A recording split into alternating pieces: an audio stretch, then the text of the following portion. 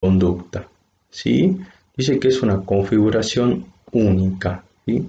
Cada sujeto va a tener una personalidad, una estructura de la personalidad única. Es por eso que decimos, y desde una cuestión ética, la psicología se plantea que cada sujeto es único y diferente, ¿sí?, al otro.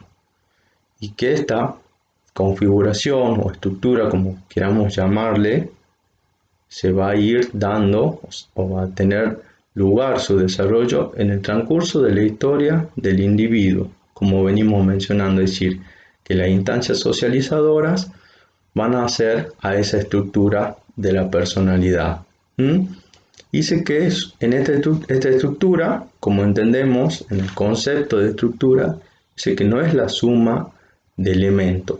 No es una sumatoria de elementos, es decir, que la estructura está compuesta por elementos que le dan forma a esa estructura.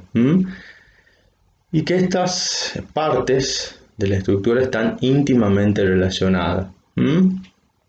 ¿Qué quiere decir que están íntimamente relacionadas? En la estructura de la personalidad se incluyen elementos como pueden ser la forma de relacionarse, como pueden ser las emociones, como puede ser la historia de cada sujeto, como puede ser también el monto de ansiedad, cómo el sujeto maneja o se defiende ante la ansiedad, ante la angustia, cómo se adapta, cómo es el grado de narcisismo que tiene ese sujeto, si es una persona introvertida o extrovertida. Todos esos rasgos hacen a la estructura de la personalidad. Así que no es una suma de elementos, todos están íntimamente relacionados, ¿sí? La forma en cómo un sujeto se relaciona, por ejemplo, está relacionado con cómo esa persona se defiende, por ejemplo, ante las cuestiones que lo angustian, ¿sí?, que le generan ansiedad. Es decir, que todos los elementos tienen una razón de ser, es decir, que están íntimamente relacionados.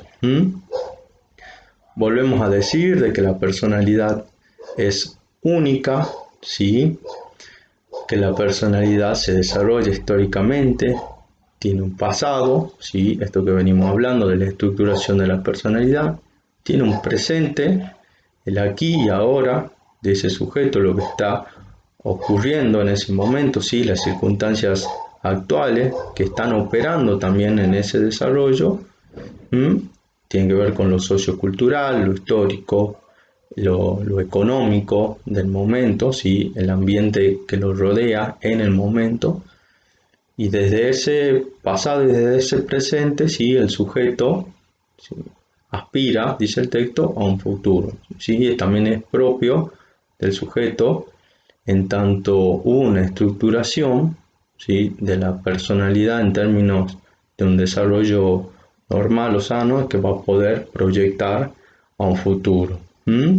Se va a manifestar en un estilo de vida a través de su conducta, lo cual, piensen chicos, es algo observable en lo que nosotros observamos cotidianamente de la conducta del otro, está su personalidad, ¿sí?, se pone de manifiesto en sus relaciones, en la palabra, en lo que dice, en las formas de reaccionar, en las emociones que manifiesta, ¿sí?, en la creencia que tiene respecto de sí mismo, ese otro elemento importante de la personalidad, cuál es el autoconcepto, la visión que tiene de sí mismo, la visión que tiene del otro.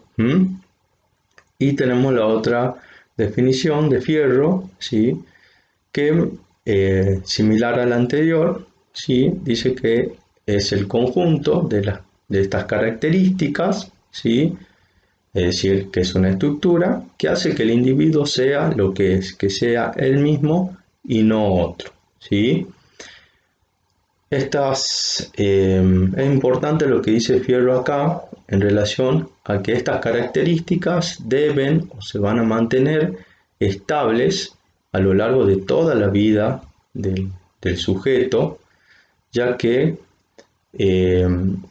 esto que estoy nombrando, esta característica de la estabilidad, ¿sí?, es lo que de alguna manera puede delimitar lo que es sobre todo dentro de los manuales de diagnósticos que se utilizan en psiquiatría, lo que puede delimitar una personalidad sana o una personalidad enferma, que es la otra parte del texto que se desarrolla, es decir, que cuando todos esos elementos, forma de comportarse, de relacionarse, el autoconcepto, el manejo de los impulsos, la visión que tengo de sí, de los demás, cómo estoy posicionado frente al otro, se mantienen estables, ¿sí?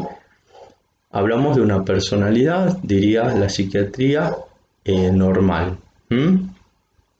Pero dentro de esa normalidad pueden ocurrir o tener lugar momentos o etapas críticas en donde algunos de esos elementos se presenten, ¿sí?, con rasgos que no son característicos de esa persona, es decir, que aparezcan en aumento o disminuidos, ¿sí? Cuando esos elementos, ¿sí?, propios de lo que llama la psiquiatría una personalidad normal, ¿sí?, saludable, sobre todo normal, cuando uno de esos elementos difiere, ¿sí?, en gran medida respecto de los elementos que serían esperables en una persona normal o común, hablamos ya de un trastorno. Dentro de las formas para el diagnóstico de los trastornos de la personalidad se utilizan, ¿sí?, dos manuales, ¿sí?, que es, por un lado, tenemos la clasificación internacional de las enfermedades, que es el CIE, que es realizado por la Organización Mundial de la Salud, y el manual del cual nosotros acá para este texto, para esta ficha estamos utilizando, es el Manual Diagnóstico y Estadístico de los Trastornos Mentales, DSM, que es publicado por la Asociación Psiquiátrica Alemana. En nuestro caso, este manual, el DSM, tiene 5 publicaciones hasta hoy. En este caso, y por la bibliografía que nosotros utilizamos, hemos elegido la versión número 4, que ha tenido gran aceptación y que ha sido muy utilizada para poder diagnosticar, ¿sí? Bien, en cuanto a lo que es un trastorno de la personalidad, este manual, el DSM, dice que los trastornos de la personalidad se caracterizan por pautas, ¿sí?, por pautas que tienen que ver con un experimentar y comportarse, como decíamos anteriormente, un experimentar y comportarse de una manera que no sería normal o esperable dentro del contexto sociocultural del individuo, ¿sí? Y a esto podríamos agregar también dentro de lo que es el momento evolutivo, ¿sí?, la edad también del individuo. Es decir, que esas conductas o esas formas del individuo tampoco coinciden con el momento evolutivo. Este patrón, ¿sí?, se debe manifestar, dice, por lo menos en 2 ámbitos de la vida de la persona: cognitivo, afectivo, puede darse en el control de los impulsos, en todos los elementos que yo venía nombrando de la personalidad, ¿sí? Esto es inflexible, ¿sí? Provoca, es decir, que dice que es inflexible en tanto la estructura de la personalidad no se modifica. La estructura de la personalidad, eso tiene que quedar claro, ¿sí?, porque hablamos de momentos de estructuración de la personalidad. Provoca malestar subjetivo, ¿sí?, que es ahí donde va a entrar a trabajar la psicoterapia en relación a cómo o al porqué de ese malestar que experimenta el sujeto. Y bueno, vuelvo a decir esto, de que es estable, duradero, y que la aparición de esto anormal o que no coincide con lo sociocultural, ¿sí?, o lo que es esperable dentro de la norma del sujeto, se sitúa el inicio de esto en la adolescencia o en el inicio de la edad adulta. No son producidos los trastornos por ingesta de sustancias tóxicas ni son consecuencia de una condición médica general, ¿sí? Bien, esos son los criterios básicos a tener en cuenta o que se tienen en cuenta a la hora de hacer un diagnóstico dentro de lo que es el ámbito de la psiquiatría. Y a continuación el texto, ¿sí?, presenta ciertas características, ¿sí?, clínicas de tres grandes grupos que presenta este manual de diagnóstico, el DSM, con la idea de que nos vayamos aproximando cuál es la sintomatología que presentan estos trastornos.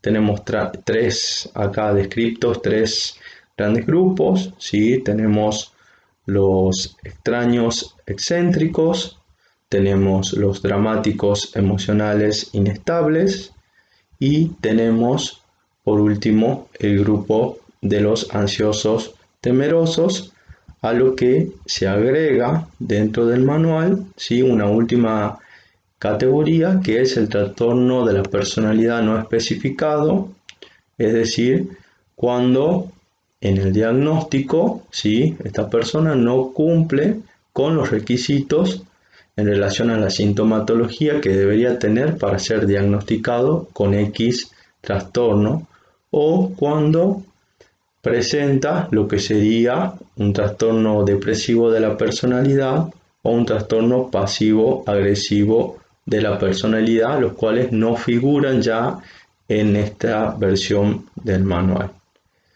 Bueno chicos, espero que la explicación de lo que es la personalidad en sí haya servido. Está el tablón para que despejemos las dudas, ¿sí? Y en relación a los trastornos y la clasificación, me gustaría que en lugar de yo ponerme a hacer una descripción de la sintomatología, puedan ustedes, lo cual sería bastante engorroso para ambos, para todos, para mí y para ustedes, la idea sería que ustedes puedan leer de qué se tratan estos trastornos. Es muy interesante ver la sintomatología y si hay algo tanto de la sintomatología como del resto de lo que expliqué no se entienda, ustedes tienen siempre la libertad, como saben, de poder expresarlo, ¿sí? Ante cualquier duda, como siempre, estoy a disposición, chicos, y les mando saludos a todos.